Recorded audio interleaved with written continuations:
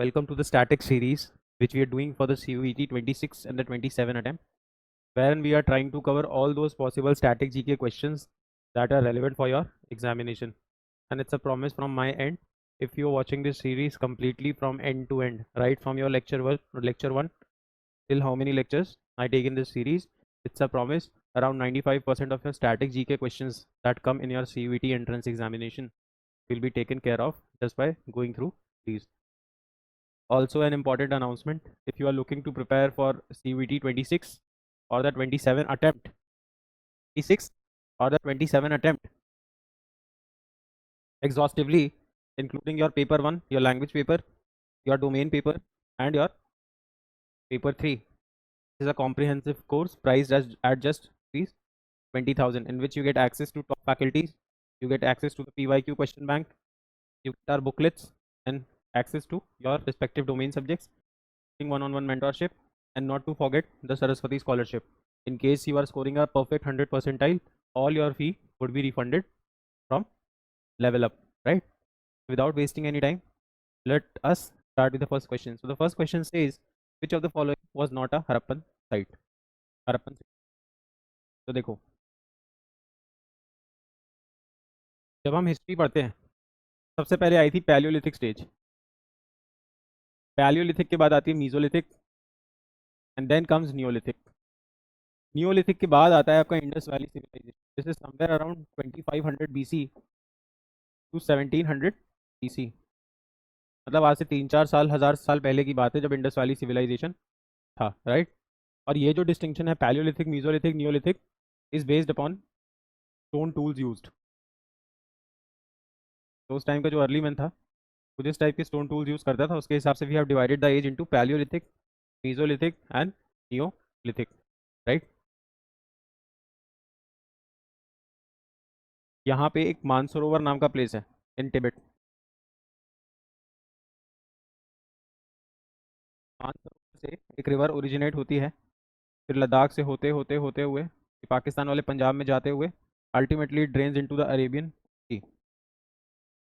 This river is nothing but the Indus river.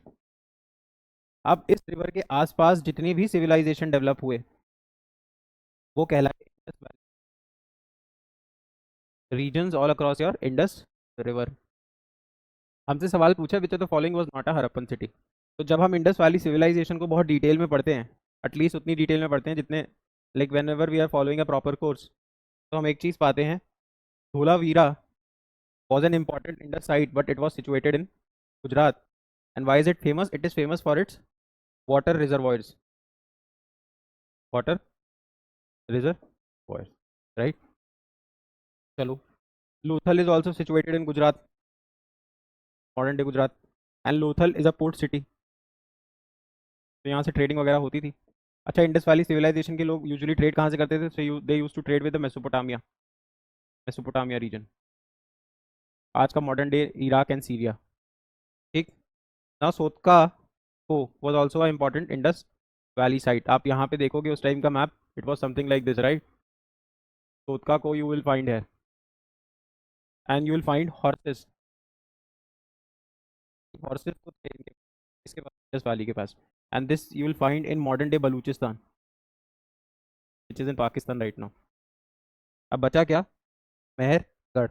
Now Mehrgarh was a Neolithic site. Mehrgarh was a Neolithic site.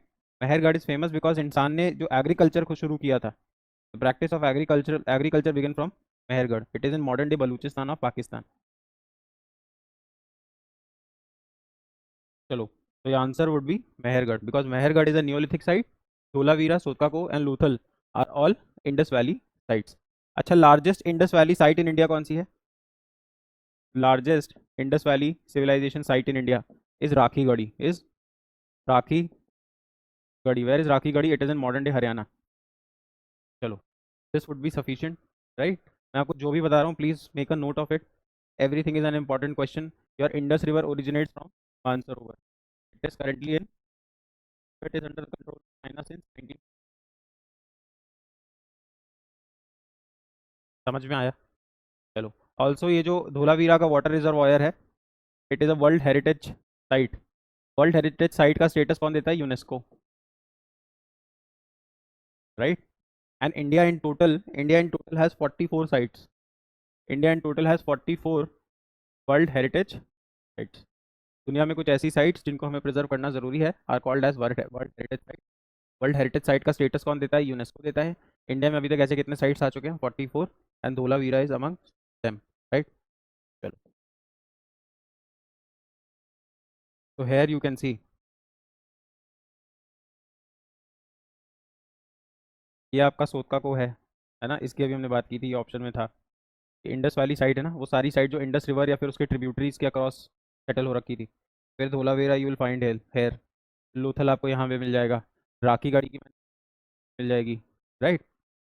चलो, your Mohenjodaro is here. Mohenjodaro is called as mount of death, क्योंकि जब यहाँ पे लोग जाते थे तो बहुत सारी हड्डियाँ वड्डियाँ मिलती थी, तो इसका नाम पड़ गया mount of death. Kalibangan is famous because यहाँ पे आपको प्लोड फील्ड मिलेंगी. मतलब प्लोड मतलब जो जहाँ पे खेती हो रखी है. तो इससे हमें ये पता चलता है Indus Valley civilisation people knew how to do farming, right?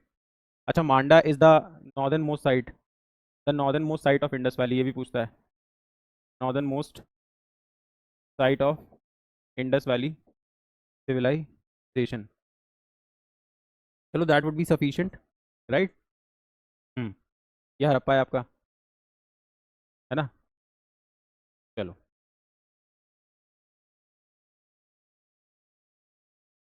Bhimbetka world heritage site is known for. अभी मैंने आपको बताया वर्ल्ड हेरिटेज साइट्स क्या होती हैं. यूनेस्को दुनिया में कुछ कुछ साइट्स को प्रिजर्व करता है कि भाई these sites are something which is very peculiar, very new, like something to be preserve. तो this status is given by UNESCO, right? UNESCO is a specialised agency of United Nations.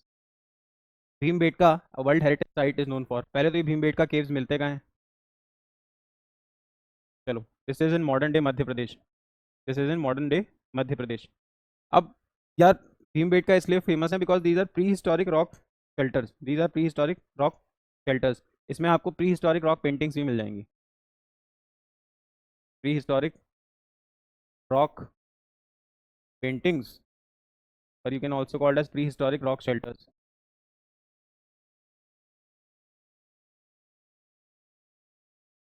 चलो, remember this, it is very important. So here are the Bhimbetka rock shelters situated in the modern day Madhya Pradesh. Mehrgarh, a Neolithic settlement, is situated in the Dash province of Pakistan. अगर आपने पहला वाला question बहुत ध्यान से किया होता, मैंने आपको बताया था मेहरगढ़ वो प्लेस है जहाँ पे एग्रीकल्चर हुआ था for the first time. Mehrgarh is situated in modern day Baluchistan. Where is Baluchistan? It is in the Pakistan, right? So your answer would be Baluchistan. So here you would find the Mehergarh historical site. This region of Pakistan is called as the Baluchistan, bordering Afghanistan and Iran. The Jataka tales are associated with which of the following sects? Now what are Jataka tales? देखो, आपने महाराष्ट्र में सुना होगा Ajanta and Ellora caves. Maharashtra के caves कुछ famous हैं which are pre historic caves. Pre historic caves such as Ajanta and Ellora. Sorry, not pre historic but पुराने time के, Ajanta and Ellora. Let me rub this. Ajanta and Ellora घूमने कभी जाओगे तो वहाँ पे तुमको ऐसे डिपिक्ट होगा जैसे सम किस like some stories are being told. अब देखो होता क्या है. There is this concept called trans migration of soul. Trans migration of soul, जिसको हिंदी में बोलते हो पुनर्जन्म. तो तीन रिलीजन्स हैं. One is your Hinduism, one is your Buddhism and one is your Jainism. Your Hinduism, Buddhism and Jainism, these are your three religions who believe in this concept of trans migration of soul, मतलब पुनर्जन्म होता है. तो देखो, Lord Buddha के बारे में सबने सुना होगा. बुद्धा ये जो प्रीवियस बर्थ थे, उनकी स्टोरीज डिपेक्ट करता है कौन? उनकी प्रीवियस बर्थ की स्टोरीज डिपेक्ट होती हैं जताका टेल्स में, जताका टेल्स में, जताका स्टोरीज में. तो ये Jataka tales are associated with Buddhism, right? Ashoka appointed religious officials known as. अभी आप सबको पता होगा Ashoka was from the Chandragupta dynasty, the Mauryan dynasty.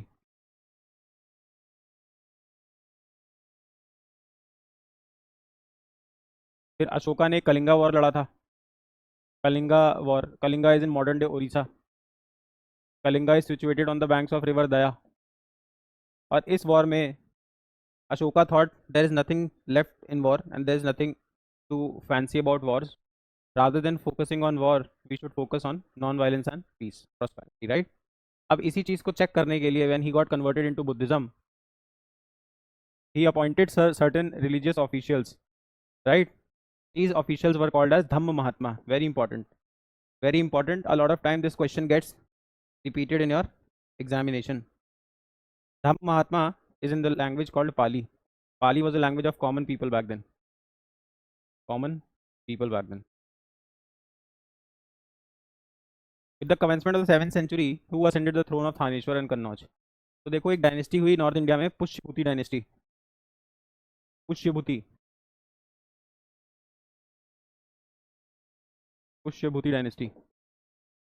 And this was happening somewhere around 680 BC, 750 AD, 650 AD to 750 AD. And this was mostly in the northern India. A very important ruler of Pushyabhuti dynasty was Harshvardhan.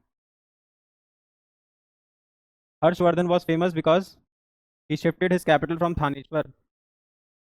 Thaneshwar is in Haryana. From Thaneshwar, he shifted his capital to Kannauj is in West UP. Right? Also, in the later stages of his life, Harshvardhan converted from Hinduism to Buddhism.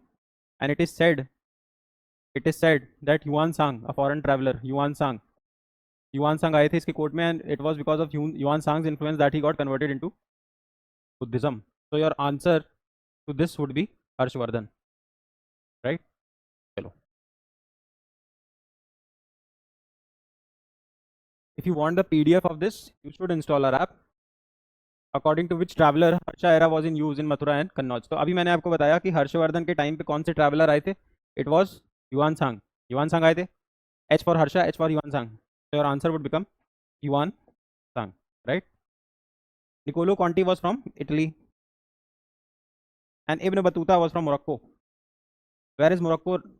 आज कहाँ पे Morocco? You let me know in the comment section if you're watching it with utmost honesty, right? Who among the following was known as the founder of Sankhya system of Hindu philosophy?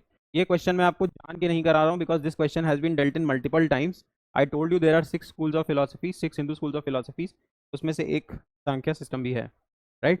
चलो इसको please पढ़ लीजिएगा, question आता ही आता है, किसी ना किसी शिफ्ट में क्वेश्चन आएगा जरूर. चलो just read this, right? Sankhya was given by Kapil and you have to remember all those 6. Which scholar has been given the credit of composing Sanskrit grammar? देखिए संस्कृत ग्रामर से अगर आप पे सवाल आए तो हमेशा याद रखिए answer would be Panini. Panini ji की एक किताब है अष्ट अध्याय, और वो अष्ट अध्याय नाम की जो किताब है ना वो पनिनी जी ने लिखी है and it is popular grammar, Sanskrit grammar. चलो Which of the following river was near the battlefield of Kalinga war fought by Ashoka? मैंने अभी आपको बताया Ashoka fought the Kalinga war, right? Only after Kalinga war he thought that there is nothing left in war, right? And we should pursue peace. This Kalinga is in modern day Orissa. और वहाँ पे एक river है दया. So your Daya becomes the answer. So your river Daya becomes the answer. Hello. So this is yes. So this is your Daya river ka location. Even to be precise about Kalinga. Who among the following was the emblem of Cholas? So see, ये जो southern India था है ना, यहाँ पे 3 dynasties बहुत famous थी है ना, पांड्याज, पल्लवाज एंड चोलास. तो all of these were in the Sangam age. Sangam age क्या थी, बड़े बड़े पोएट्स मिलते थे कुछ कुछ सालों पे, that was called as Sangam age, right? तो यहाँ पे तमिलनाडु के पास में एक डायनेस्टी हुई which was called as a Chola dynasty. Chola dynasty का एक बहुत फेमस किंग हुआ which was called as Rajendra Chola. If you are following the newspapers आप नोटिस करेंगे गवर्नमेंट ऑफ इंडिया चोलास को बहुत प्रमोट कर रही है, so that people in India also get to know about this, that how great the Cholas were, because Cholas यहाँ श्रीलंका तक फैल चुके थे and they had their influence in Singapore also back then. तो ये जो चोला डायनेस्टी थी इसका सिंबल था tiger and Cholas were during the Sangam age. Cholas के एक बहुत पॉपुलर लीडर हुए Rajendra Chola. Why was he famous? He was famous because he was the first Chola leader to have gone and conquered till the north. North में Ganga river आती है तो ये वहाँ तक पहुँच गया था, इसीलिए इसने अपने कैपिटल का नाम रखा गंगाई कोंड Cholapuram. Gangaikonda Cholpuram, the one who has won over Ganga. इसके अलावा अगर आप नोटिस करोगे इंडिया के जो तमिलनाडु वाले कोस्ट को हम बोलते हैं कोरोमंडल कोस्ट, कोरोमंडल कोस्ट बोलते हैं आज. This Coromandel coast derives this name from the previous name of Cholamandal. Cholamandal, यहाँ चोलाज रूल करते थे, इसको बोलते थे चोल मंडल. इसको Chol Britishers could not pronounce it, hence it was made as Coromandel coast, Coromandel coast, right. चलो, remember all of this. Gangaikonda Cholpuram you have to remember. Rajendra Chol becomes very important. Sangam Age, Singapore, tiger was their symbol, and the reason why this area is called as Coromandel Coast. So you can see the Chola flag which has a tiger, right. यहाँ पे एक छोटी सी चीज़ और समझ लो. देखो, India की longest coast line किस state के पास है? That is Gujarat. Longest coast line.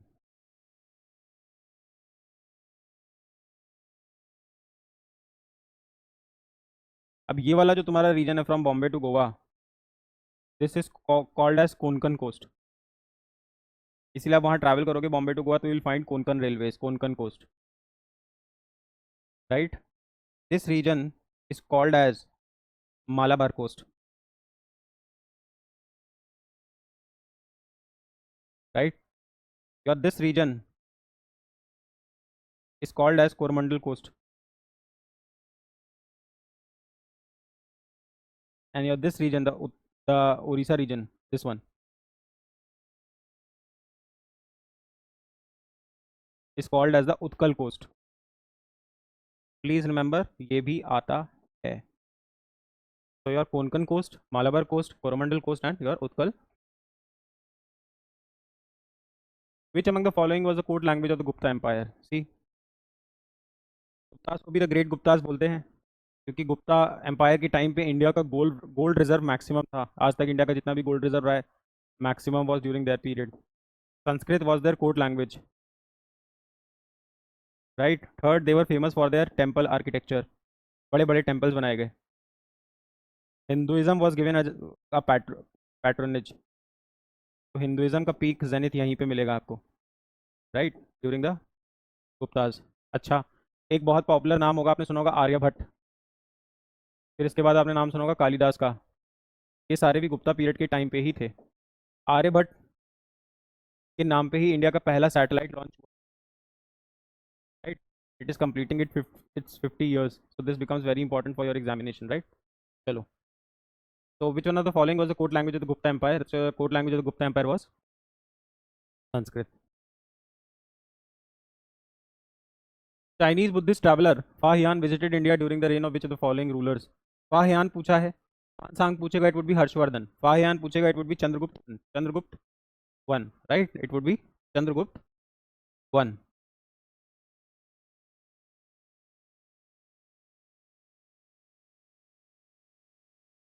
Who among the following introduced the philosophy of न्याय? मैंने आपको बोला है वो 6 स्कूल्स ऑफ थॉट तो जरूर पढ़ के जाने हैं, वो 6 स्कूल्स ऑफ थॉट जरूर पढ़ के जाने हैं. उन 6 स्कूल्स ऑफ थॉट पढ़ के जाओगे तो you will be able to answer this very easily. So I am not doing this, right. ये पढ़ के जाइए please, this is very important. We have done a lot of questions about it also. The famous scientist and mathematician Aryabhata is associated with which of the following periods? अभी मैंने आपको बताया Gupta period, है ना, कुमार गुप्ता. चलो, अच्छा, गुप्ता पीरियड के टाइम पे नालंदा यूनिवर्सिटी भी बनी थी. नालंदा यूनिवर्सिटी को बर्बाद या जला दिया था अलाउद्दीन खिलजी ने, है ना, राइट. चलो,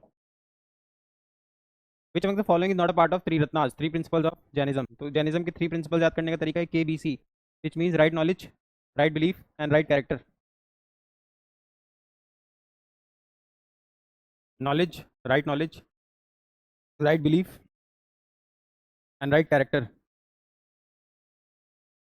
Right knowledge, right belief and right character. तो knowledge तो है, belief is not an option, character right to livelihood, so it is not there, right. Belief हो गया, faith हो गया, knowledge हो गई. चलो, the third Buddhist council was held during the reign of which ruler? So there were 4 Buddhist councils that are important for our examination, right.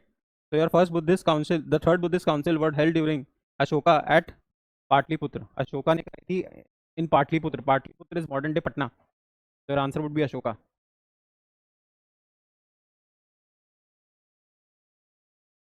So you can see the third Buddhist council was done by Ashoka at Patliputra. So that is it. I hope you've been watching these static GK questions. As promised, if you watch it from end to end, right from lecture 1 till like जहाँ तक हम जाएंगे, whatever lecture we go to, if you're following it religiously, I'm promising you no question in your static GK part of CVT 26 or 27 goes out of it. Almost 95% question you will be able to. बाकी वो 5% से merit नहीं बनता है. All we have to do is we have to make a 100 percentile. So we have to be just better than others. And I'm telling you, अगर आप ये करते भी जाओगे, तो around 1000 odd questions you will be solving by the time I'm wrapping up with this series, right? So in case you are looking for a full-fledged course to prepare for your CVT examination, you should definitely give this a try also, right? There are certain demo lectures uploaded, and I personally take the GK portion and your certain lectures on different topics, your domains such as economics, right? Sociology, history, geography, all of these domains. So in case you are looking for a full-fledged course, go and install our app. It's available on both Play Store and App Store. Play store का link आपको नीचे मिल जाएगा, app store के लिए भी आपको link मिलेगा. जब आप उस लिंक पे क्लिक करोगे, there would be this icon called as my institute. वहाँ पे आपसे ऑर्गेनाइजेशन कोड पूछेगा. The organisation code is ERAVU, ERAVU, right. This is a very affordable accessible course and qualitative at the same time, right? Also, if you find any issues in directly installing the app, you can give us a call on the number given somewhere in the description, or I'm giving you the number right away. Give us a call on this number. Our team will try to get back to you so that you can start preparing for your examination. The number is 88888841. You can call on this number from 10 in the morning till 7:30 in the evening, right? Chalo. See you in the next class. I'll probably meet on Wednesday now. Thank you for now. Thank you so much. Bye bye.